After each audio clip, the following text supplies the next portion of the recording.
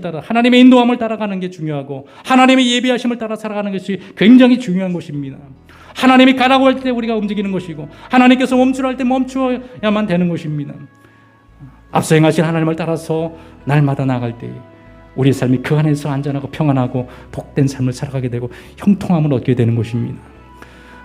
우리는 그래서 하나님이 나에게 무엇을 원하고 하나님께서 나를 위해서 무엇을 계획하고 계시는지, 우리 하나님의 자녀들, 우리 한 사람 한 사람을 위해서 하나님은 다 계획하고 인도해가고 있다는 것입니다.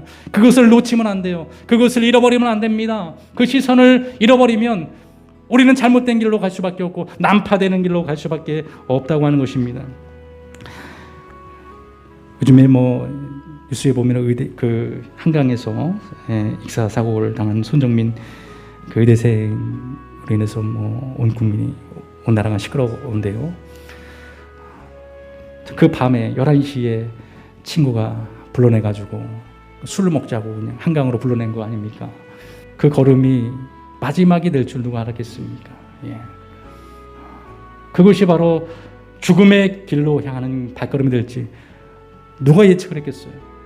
공부를 열심히 해가지고 의대생이 됐는데 얼마나 안타까운 일입니까? 한치 앞을 우리가 내다볼 수 없는 상황이라는 거죠. 그러니까 의대생이니까 얼마나 지혜롭겠어요. 그러니까 이제 앞으로 의대에 합격을 했고 그래서 열심히 하면 이제 의사가 되는 것인데 하나님께서 말씀하시는 거죠. 오늘 밤 내 영혼을 도로 찾을 것인데 그럼 네가 준비했던 그 모든 것이 누구의 것이 되겠느냐라고 말씀하고 있는 거예요.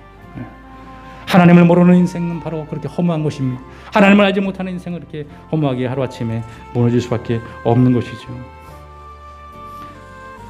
신명기에는 그래서 이스라엘 백성들에게 하나님의 음성, 하나님의 말씀을 들으라고 말하고 있습니다.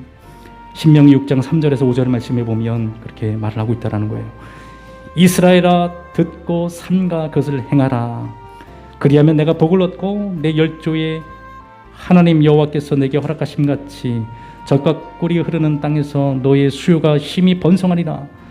이스라엘아 들으라. 우리 하나님 여호와는 오직 하나인 여호와이시니 너는 마음을 다하고 성품을 다하고 힘을 다해 내 하나님 여호와를 사랑하라. 하나님께서 모세를 통해서 백성들에게 말씀하여 주실 때 이스라엘아 듣고 삼가를 행하라고 말하고 있습니다. 하나님 말씀을 들으라는 것입니다. 하나님 말씀을 듣고 그 말씀대로 그 뜻대로 살아가라는 것입니다. 그러면 형통하고 복을 얻게 된다는 것이죠. 근데 그 말씀을 망각해버리고 잊어버리고 자신이 주가 돼서 하나님과 상관없이 자신의 미래를 설계하며 나가는 이스라엘 백성들은 결국 하나님의 진노를 받을 수밖에 없었다고 하는 것입니다. 여러분, 이제는 내 중심, 내 어떤 경험 중심, 우리의 욕심의 중심이 아닌 하나님 중심으로 다시금 회복돼야 됩니다. 말씀 중심으로 돌아와야 된다는 것입니다. 예배의 중심으로 우리 삶이 회복돼야 된다는 것입니다. 우리 코로나 시대 가운데 하나님 중심을 다 잃어버리고 말았습니다. 예배 중심을 잃어버리고 말았다는 것입니다. 자신 중심, 핸드폰 중심으로 삶을 살아가고 있다는 것. 하나님은 하나님의 말씀 중심으로 예배 중심으로 회복되기를 원하는 것입니다. 하나님 중심, 말씀 중 예배 중심의 삶, 기도의 중심의 삶을 회복할 때에 우리의 삶이 다시 회복의 역사가 일어나게 되고 하나님이 약속하신 대로 우리의 미래와 삶이 하나님께서 역사 축복해 주신 번성한 은혜를 내려주신다는 것입니다. 야곱이 애굽 땅에서 고센 땅에 머물며 살아갈 때에 고센 땅은 그 세상 문화가 없는 하나님 말씀과 예배 중심의 삶이 있는 곳이 바로 고센 땅의 삶이었습니다. 거기서 야곱은 자신의 가족들과 그곳에서 살아가게 될 때에 성경에 보면 그 생업을 얻고 생육하고 번성한 축복을 받았다고 말하고 있습니다. 세상 속에서 어울리지 않고 세상에 동화되지 않고 세상을 따라가지 않는 그 야곱을 하나님은 축복해 주시고 생업을 축복해 주시고 생육과 번성한 은혜를 내려주셨다는 것입니다. 이게 바로 하나님의 섭리고 계획하심인 것입니다. 하나님 말씀을 따라가면 그 말씀이 우리를 복되게 만드는 것이죠. 다니엘과 세 친구는 바벨론의 포로가 되어 갔음에도 불구하고 그들은 이방 나라의 우상 중심의 삶이 아니라 하나님의 중심, 말씀 중심, 기도 중심, 예배 중심의 삶을 그들은 고집하고 그 상황 속에서도 하나님을 잃지 않았다는 거예요. 그런데 어떤 결과가 나타났습니까? 그들의 얼굴은 더 해같이 빛났습니다.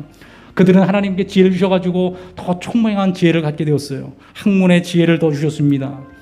또 그 나라에서 얻기 힘든 총리로 하나님께서는 다니엘을 축복해 주셨다는 것이죠.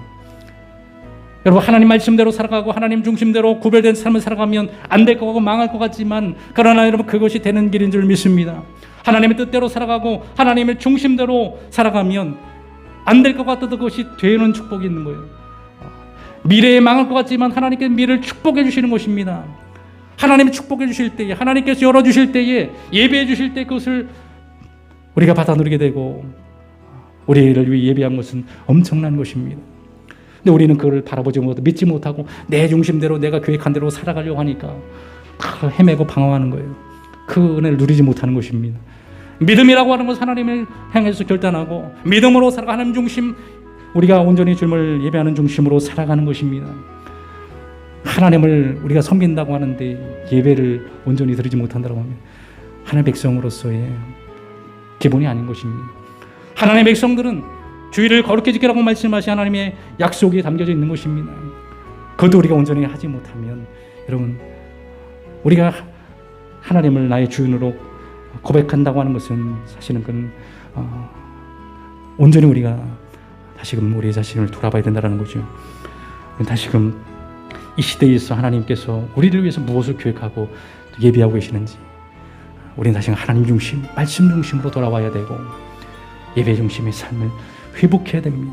기도의 중심의 삶을 회복할 때에 하나님께서 우리에게 지혜를 더하여 주시고 야곱처럼 다니엘과 같이 생업의 복을 주시고 또 생육하고 번성한 축복을 하나님께서 우리에게 부어 주실 것입니다. 그 모든 것을 누리고 또 승리하는 주님의 계획 속에서 예비하심을 따라 살아가는 우리 모든 신앙 다 되기를 주의 이름으로 축원을 드립니다.